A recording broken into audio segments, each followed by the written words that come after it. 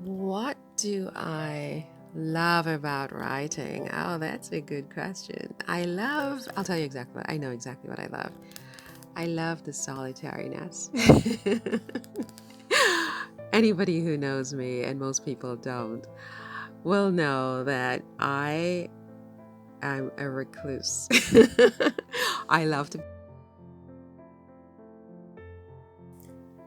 How would I describe my body of work? Isn't that an interesting question? I mean, look at it. I would say it's completely eclectic. There's no rhyme or reason. It's just me, what am I feeling in that moment, in that day, in that year. And the divorce lawyer's toolkit. And, you can tell so much about my life based on, if you look at that, that was probably back in 2011 or so, 2010, when I was still practicing law, maybe. I'm not even sure. Don't quote me what the years were with these things, because sometimes I reflect backwards, and write from what happened in the past. So there was a time when I was a divorce lawyer. Don't tell anybody. And yeah, so I think it's quite eclectic. And I think that, what was your question? Your question was, how would I describe my body of work? I would say that it is eclectic and yeah, eclectic.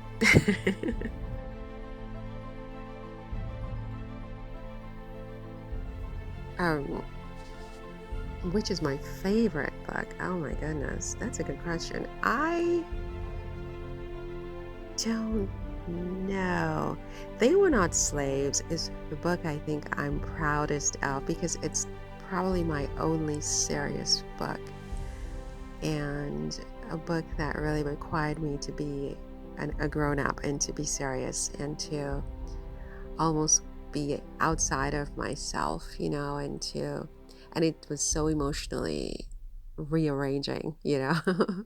I mean, there were days, if not all the time, that I would be typing. I can't even see the keyboard. I mean, I'm just crying and crying, and it was very emotional. But I don't know if it's my favorite, in the sense that, it's a book that I feel very much that I didn't have a choice, and I don't have a choice about writing. It was something that was required of me.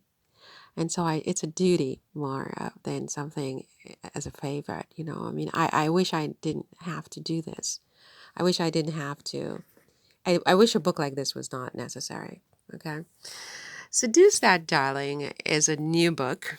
I added that this year, and it's funny. I like the poems. They're just absolutely crazy and funny and ridiculous, and they make me laugh. La Maison Fleur is funny and serious at the same time, and so you have both elements of me, I think, in this book, and I'm very much dual in that way. Very, very, you know, a goofball, just the goofball of the universe, and then I'm very serious. And but this makes me laugh, but at the same time, underneath of it, it's quite serious. And this just makes me laugh. I mean, Donald Trump makes me laugh. I mean, I know a lot of people, have very strong opinions about him. He's not my president, but God Almighty, he makes me laugh. What can I say? Most of the time, not all the time. He's not always funny. He's not always funny. So what was your question? Your question was my favorite book. I don't have a favorite book. I would say that all of my books are different little, palettes of me. And this one, is my only novel at this point. It's my first attempt at a novel. I don't know how it will go, because I've got to develop my characters a little bit more, I think. And her name is Camille McAllister Chang. As of today, I change her name all the time.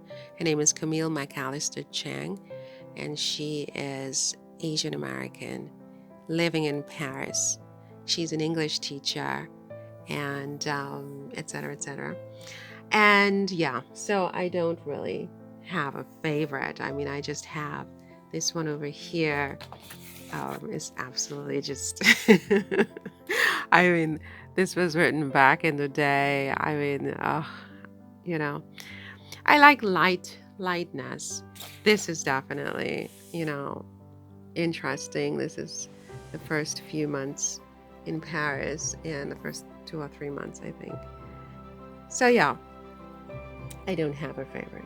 If that was your question, I don't even remember what the question is at this point.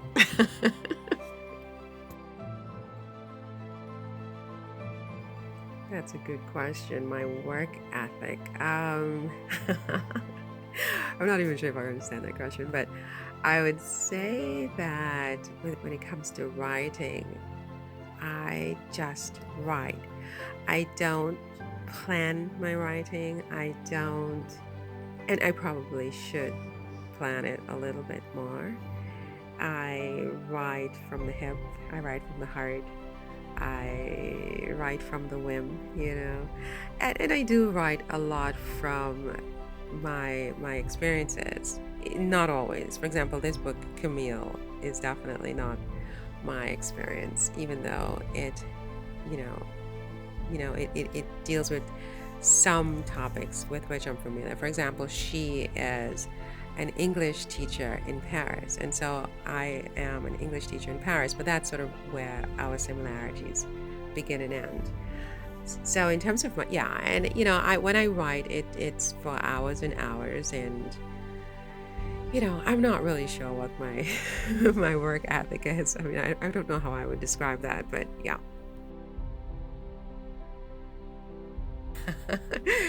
Donald Trump. No, no, I'm only kidding. I don't think I have a favorite author at this point in time. Maybe I would say, I shouldn't say it because it's so selfish and narcissistic. I was going to say I am my favorite author, but I think I want to leave that as I don't have a favorite author at this time.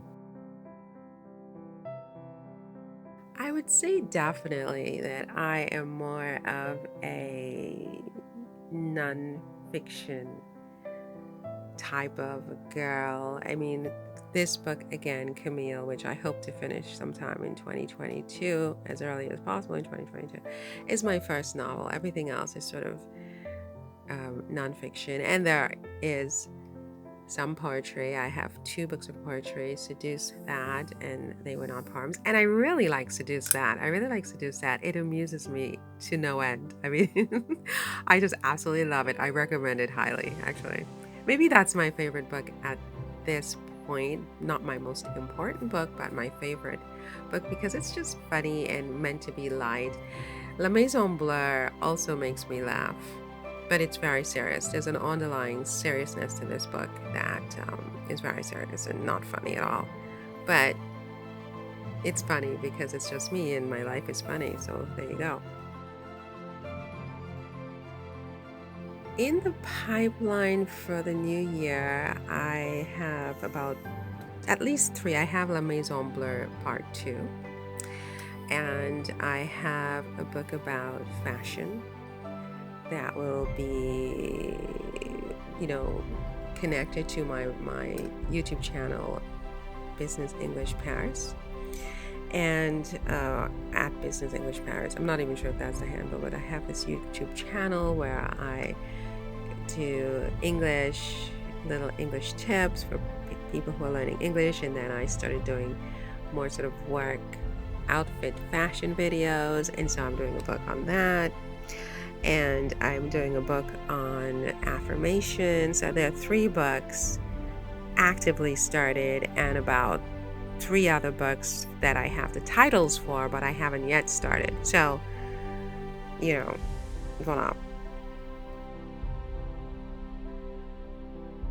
I would say that my biggest frustration as a writer is realizing finally that that's what I am and not having or feeling like I don't have enough time to do it. I've been writing my whole life since I was about 14 years old was the first time I wrote a book. And I don't even know what that is. I tied it up in green ribbon and I secured it, with a paper puncher. I put the hole in the paper and tied it with green ribbon. I have no idea where it is. It was set in school, and the teacher's name was Mr. Risley because I had a big crush on Mr. Risley in school. And so yeah, it's a big frustration for me because I've been writing my whole life, but I didn't realize that that's really who I am. And until very recently, I realized, oh my God, this is what I really like to do. I like to write, but I don't have the time to just focus on it and write properly and develop it as a career because I have to pay the rent. And unfortunately, this does not pay the rent at the moment. I hope the day comes when it does and I can have a clear head and really just write. But we'll see. So that's a frustration. My pride as a writer is my prolificness, actually. I didn't even realize how much I had written. I did set a goal for myself to write 100 books a few years ago, but it was a joke. I didn't mean it. Not really, but I did write it down. And it seems like when you write things down, they tend to happen. So whatever you want in your life and make sure it's good, write it down. And so now I'm like, oh my God, I have to write 100 books. It suddenly crystallized in my mind like a decade later, like I really do want to do this. And I want to have the freedom to do it, not to having to worry about things like paying the rent because the rent is going to be paid from my work.